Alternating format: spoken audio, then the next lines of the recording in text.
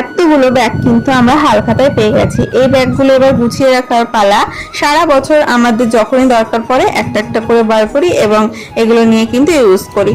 তো তারপর দেখো এতগুলো ক্যালেন্ডার পেয়েছি, একটা দুটো তিনটে চারটে পাঁচটা ছটা সাতটা আটটা, এই টোটাল আটটা ক্যালেন্ডার। এবার তোমাদের সাথে দেখাবো কোন ছবিটা কিরকম। এটা একটা লক্ষ্মী ঠাকুর আর গণেশ মানে জগন্নাথের ছবি দেওয়া ছিল, আর এটা এআই দিয়ে পিছনটা দেখো কত সুন্দর সিকিউর করে, এত সুন্দর। এই ক্যালেন্ডারগুলো প্রচন্ড দামি, এরা ভালো অনেক বড় ব্যবসায়ী। তো ক্যালেন্ডারগুলো করা মুখের কথা না, এত লোককে দিয়ে এত টাকা অ্যামাউন্ট করে। এটাও এআই দিয়ে আমি প্রণাম করে নিলাম। এত সুন্দর লক্ষ্মী আর নারায়ণের প্রতিমা দেওয়া কি ছিল, খুব সুন্দর এই ক্যালেন্ডারগুলো। তো তারপরে একটা আছে মানে হচ্ছে শিব পার্বতী দেওয়া, তারপরে আবার একটা গোপাল ঠাকুরের, আবার এটা দেখি, এটাও দেখি একটা বাংলা ক্যালেন্ডারের মতো। তো দিয়ে তারপরে আবার দেখছি এটা সুন্দর একটা কিউট গণেশের। তো এর মধ্যে কোন ক্যালেন্ডারটা তোমাদের সব থেকে বেশি ভালো লাগলো জানি।